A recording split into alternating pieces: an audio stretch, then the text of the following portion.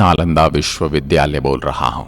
आज मैं आपको मेरा ऐसा गौरवशाली इतिहास बताने वाला हूं जिसके बारे में आज की पीढ़ी कम ही जानती है।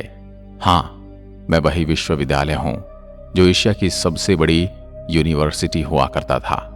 लेकिन एक नरभक्षी, पागल, राक्षस, क्रूर और सन की तुर्की शासक बख्तियार खिलजी ने मुझे और मेरे पुस्तक भंडार को जलाकर राख कर दिया था। महीनों तक मैं जलता रहा, किसी ने मेरी सुध नहीं ली। मैं सबसे पहले मुझे जलाने वाले के बारे में बताऊंगा, उसके बाद मेरी खोज कैसे हुई, उसके बाद मैं अपनी बनावट बताऊंगा, उसके बाद मैं आपको मेरी अलग अलग विशेषताओं से अवगत कराऊंगा और सबसे पहले मैं नालंदा को क्यों तहस नहस किया गया वो बताता हूं। मेरी कहानी सुनोगे तो भारत के लाडलों तो आपकी आंखें भी भीग जाएंगी। क्रंदन भरी आंखें और रुंधे हुए गले के साथ मैं आज सुनाता हूं मेरी कहानी। मेरे प्रांगण में 10,000 से ज्यादा विद्यार्थी पढ़ा करते थे और उनको पढ़ाने के लिए 1600 से अधिक पंडित आचार्य हमेशा मौजूद थे। एक समय की बात है, बख्तियार खिलजी नाम के क्रूर लुटेरे और मूर्ति पूजकों के विरोध की तबीयत खराब हो गई। किसी गंभीर बीमारी ने उसे जकड़ लिया था। उसने अपने नीम हकीमों से बहुत इलाज करवा लिया, लेकिन उसकी तबीयत ठीक नहीं हुई। उस समय एक यात्री मेरे प्रांगण में घूमते हुए सभी विषय पर पढ़ने वाले आचार्यों से भेंट करते हुए मोहम्मद बख्तियार खिलजी के राज्य में जा पहुंचा। वहां उसे पता चला कि वो अभी बीमार है तो मिल नहीं सकता। उस यात्री के विशेष आग्रह पर बख्तियार खिलजी मिलने के लिए तैयार हुआ। यात्री ने मिलते ही बख्तियार खिलजी को सलाह दी कि विश्व प्रसिद्ध नालंदा विश्वविद्यालय में मेडिसिन विभाग के प्रमुख पंडित राहुल श्री बद्र जी आपका इलाज करके आपको ठीक कर सकते हैं। फिर क्या था, पंडित राहुल श्री बद्र जी से इलाज की इच्छा प्रकट की, लेकिन बख्तियार खिलजी ने एक शर्त रखी थी कि मैं किसी भी प्रकार की भारतीय पद्धति से बनाई गई दवा नहीं खाएगा, क्योंकि ये काफिरों के द्वारा बनाई गई है। फिर कुछ समय के बाद राहुल जी श्री बद्र ने कुरान की प्रति लेकर खिलजी के पास गए और ये सलाह दी कि प्रतिदिन कुरान की प्रतियां आप पढ़ेंगे तो आप ठीक हो जाओगे, ये मेरा दावा है। उसके कुछ दिनों तक खिलजी ने कुरान की प्रतियां दिन में कई बार पढ़ी और उसने महसूस किया कि उसके स्वास्थ्य अब ठीक होने लगा है। उसके बाद उसने पता लगाया कि मैं ठीक कैसे हो गया, तो उसे पता चला कि पंडित राहुल श्री बद्र जी ने कुरान की प्रतियों पर दवाई का लेप लगा दिया था। जिनको पता था कुरान पढ़ने वाले खिलजी हमेशा पन्ने पलटते समय हाथ पर थूक लगाता है, इस माध्यम से शरीर में दवा का असर हुआ और वो ठीक हो गया। उसी के तुरंत बाद खिलजी को यह बात सहन नहीं हुई कि मेरे नीम हकीमों से मैं ठीक नहीं हुआ, परंतु काफिर की दवाई ने मुझे ठीक कर दिया। मेरे हकीमों से ज्यादा ज्ञान उन आचार्य और पंडितों में है। मन ही मन में मेरे प्रति उसके मन में द्वेष पैदा हो गया। मैं नालंदा विश्वविद्यालय पूर्ण रूप से शांति का संदेश देने वाले भगवान बौद्ध से प्रेरित था। जगह जगह पर भगवान बुद्ध की प्रतिमाएं और स्तूप बनाए गए थे। हर आचार्य, पंडित, हर विषय में परिपूर्ण बड़े बड़े ज्ञानी और बड़े विद्यार्थी सभी भगवान बुद्ध के सामने नतमस्तक होकर शिक्षा ग्रहण करते थे। यह बात खिलजी को सहन नहीं हुई, क्योंकि वो एक मूर्ति भंजक था। मूर्ति पूजकों को मारना वो अपना धर्म समझता था और एक मूर्ति पूजक द्वारा इसका इलाज करके ठीक करना उसे अपने धर्म की तौहीन नजर आई। फिर अचानक एक दिन मैंने असंख्य घोड़ों के पैरों की टाप सुनी, कंपन को अपनी ओर आते महसूस किया। लेकिन मैं तो शांति और शिक्षा के लिए विश्व में विख्यात था, मुझे किस बात का डर था। खिलजी और उसके घुड़सवारों ने मेरे सभी दरवाजों को बाहर से बंद किया और एक टोली अंदर घुस गई। उसके बाद मैंने जो क्रूर खेल देखा, मेरे प्रांगण में जो शब्दों में बयान नहीं कर सकता। कहना बड़ा आसान है, लेकिन जो मैंने अपने आचार्य, पंडित और विश्व के अलग अलग कोने से आए विद्यार्थियों का टपकता खून देखा, मैंने अपनी नंगी आंखों से देखा, उसको बताना कठिन है। हजारों शिक्षकों को पल भर में मार दिया गया। शांति के संदेश को फैलाने वाले असहाय खाली हाथ वाले मौजूद सभी को खिलजी की मूर्ति पूजक विरोधी मानसिकता ने मार दिया। कुछ भागने में कामयाब हो गए तो कुछ महत्वपूर्ण पांडुलिपियों को कपड़े में छुपाकर अपने साथ ले गए, जो तिब्बत की ओर भागे और उन्हीं पांडुलिपियों की सहायता से बौद्ध धर्म और शांति का प्रसार तिब्बत में हुआ। मैंने अपनी इन्हीं आंखों से वो खूनी खेल देखा, जो क्रंदन दृश्य 10,000 विद्यार्थियों के साथ साथ सभी आचार्य, पंडित और शिक्षकों को मार दिया गया। उनका कसूर ये था कि वो मूर्ति पूजक थे, मूर्ति में अपनी आस्था रखते थे। उन सभी मूर्ति पूजकों को मूर्ति पूजा का दंड मिला। मेरे परिसर में मैंने ऐसा खूनी खेल देखने की कभी कल्पना भी नहीं की थी। मैं तो शांति का मंदिर था। जब सभी मूर्ति पूजकों को मार दिया गया तो खिलजी ने आदेश दिया कि मेरे पूरे परिसर को आग लगा दी जाए, मुझे खंडित करके तहस नहस कर दिया जाए। मेरे बच्चों, अगर मुझ में प्राण होते तो मैं चल फिर सकता तो सभी रिसर्च पेपर को छुपा देता, ताकि मेरी आने वाली पीढ़ी हजारों सालों की मेहनत को पढ़कर फिर से ज्ञान प्राप्त कर सके। लेकिन मैं ये कर न सका। मुझे सबसे अधिक पीड़ा उस समय हुई जब मेरे परिसर में मौजूद पुस्तकालय में आग लगा दी गई। मेरे बच्चों, उस पुस्तकालय में भारत का भविष्य था। धू धू कर जलते हुए मेरे परिसर में मौजूद तीनों पुस्तकालय की इमारत देखकर मैं खुद को रोक न सका और जोर जोर से चिल्लाकर रोने लगा। लेकिन मेरी कोई सुनने वाला न था। वहां पर सब मूर्ति पूजकों के विनाश करने वाले ही मौजूद थे। मुझे और मेरे परिसर को भी मूर्ति पूजकों के साथ मूर्ति को सहेज कर रखने का दंड मिला। मैं पूरी तरह धू धू कर जलता रहा और मैंने आंखें बंद कर ली। पूरे 6 महीने तक मेरी विश्वविख्यात पुस्तकालय में आग जलती रही और भारत का भविष्य जलते हुए मैंने उसके ताप को महसूस किया।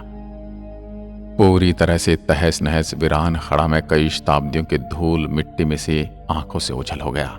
मेरा खंडहर रूप देह जो बचा था वो धूल और मिट्टी के नीचे दब गया और अंदर ही अंदर अपने वजूद को मिटते हुए अंधकार में दिन बीतने लगे। फिर एक दिन ऐसा आया जब मेरी खोज करने वाले एक अंग्रेज अफसर को 19वीं सदी में एक चाइनीज यात्री की डायरी मिली, जिसमें उस यात्री ने मेरे बारे में कुछ लिखा था। एक दिन वो अंग्रेज अफसर डायरी में लिखे हुए पते पर पहुंचा तो उसे ऐसा कोई सबूत नहीं मिला, लेकिन वहीं टहलते उसे कुछ 5वीं शताब्दी की ईंटों के अवशेष मिले। उसने हल्का अपने ही हाथों से खरोच कर देखा तो नीचे एक के ऊपर एक ईंटों से सजी हुई दीवारें महसूस हुई। फिर कुछ दिनों पश्चात उसने उस जगह पर खुदाई करके मेरे पूरे अवशेष को दुनिया के सामने लाया। उस चाइनीज ने डायरी में लिखे यात्रा के विवरण के अनुसार नालंदा विश्वविद्यालय में 1500 शिक्षकों के साथ 10,000 से भी ज्यादा विद्यार्थी अध्ययन करते थे। लगभग 108 विषय पर मेरी प्रांगण में पढ़ाई करते थे विद्यार्थी। विश्व के कोने कोने से आने वाले विद्यार्थियों के अलावा अलग अलग भाषाओं में पढ़ाई की व्यवस्था की गई थी। 100 से ज्यादा भवन और इमारतें बनी हुई थी। हर भवन में कुएं की व्यवस्था थी।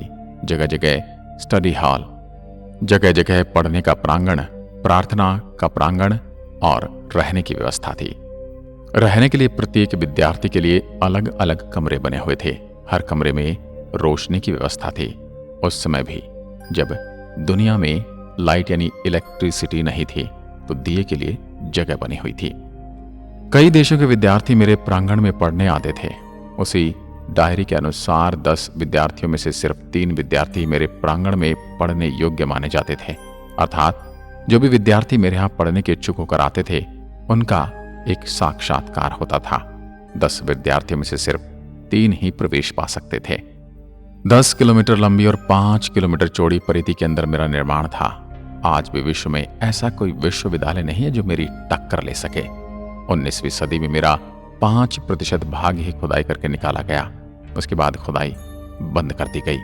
लेकिन फिर दौर आया नरेंद्र मोदी जी का। उसके बाद 2016 में मेरी फिर से खुदाई प्रारंभ हुई। उसके बाद यूनेस्को द्वारा मेरे प्रांगण को विश्व धरोहर में शामिल किया गया। इसलिए अभी मेरे अवशेषों को निकालने और सहेज कर रखने की जिम्मेदारी यूनेस्को द्वारा संभाली जाती है। मुझे मुख्यतः 3 राजाओं ने मिलकर बनाया था। इसमें पहले राजा थे कुमारगुप्त, जो मगध के बहुत बड़े राजा थे। मगध की राजधानी राजगिरा होती थी, जो मेरे विश्वविद्यालय के प्रांगण से 15 किलोमीटर की दूरी पर स्थित थी। कुमारगुप्त ने 500 ईस्वी में नालंदा विश्वविद्यालय के रूप में मेरी स्थापना की थी। 5वीं सदी थी। आप जिस स्थान पर आज आए हैं वो लगभग 1600 वर्ष पूर्व एक विश्वविद्यालय हुआ करता था। फिर दूसरे थे कन्नौज के राजा हर्षवर्धन। उन्होंने मेरे प्रांगण की दूसरी मंजिल का निर्माण कराया लगभग 7वीं शताब्दी में, और मेरी ख्याति दूर दूर तक फैलने लगी। उसके पश्चात तीसरे थे राजा देवपाल, जो बंगाल के राजा 9वीं शताब्दी में आए और मुझे देखकर प्रसन्न हो गए। फिर उन्होंने मेरी ख्याति को और बढ़ाते हुए तीसरी मंजिल का निर्माण किया। फिर इस विश्वविद्यालय के नाम और उपनामों के पीछे 3 राज्यों का नाम सबके ऊपर लिखा जाता है, जिनमें गुप्त वंश, हर्ष वंश और पाल वंश। जो भी मेरे लिए ईश्वर रूप उन राजाओं के पद चिन्हों की आहट में सुन सकता हूं। मेरे यहाँ छात्रों के रहने के लिए 300 कक्ष बने थे, जिनमें अकेले या एक से अधिक छात्रों के रहने की व्यवस्था थी। 1 या 2 भिक्षु छात्र एक कमरे में रहते थे। कमरे छात्रों को प्रत्येक वर्ष उनकी अग्रिमता के आधार पर दिए जाते थे।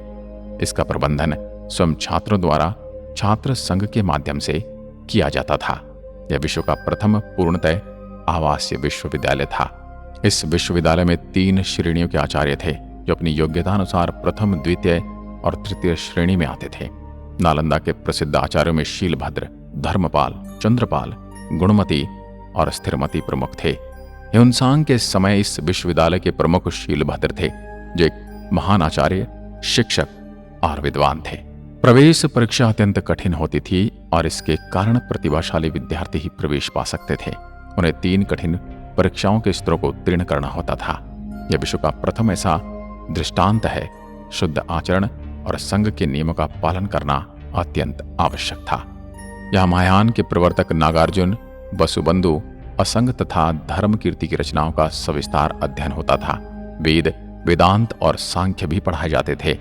व्याकरण, दर्शन, शल्य विद्या, ज्योतिष, योग शास्त्र तथा चिकित्सा शास्त्र भी पाठ्यक्रम के अंतर्गत थे। मेरी यानी नालंदा की खुदाई में मिले अनेक कांसे की मूर्ति के आधार पर कुछ विद्वानों का मत है कि कदाचित धातु की मूर्तियां बनाने का विज्ञान का भी अध्ययन होता था। यह खगोल शास्त्र अध्ययन के लिए एक विशेष विभाग था। छात्रों को किसी प्रकार की आर्थिक चिंता न थी। उनके लिए शिक्षा, भोजन, वस्त्र, औषधि और उपचार सभी निःशुल्क थे। राज्य की ओर से विश्वविद्यालय को 200 गांव दान में मिले थे, जिनसे प्राप्त आय और अनाज से उनका खर्च चलता था। विश्वविद्यालय परिसर के विपरीत दिशा में एक छोटा सा पुरातात्विक संग्रहालय बना है। इस संग्रहालय में खुदाई से प्राप्त अवशेषों को रखा गया है।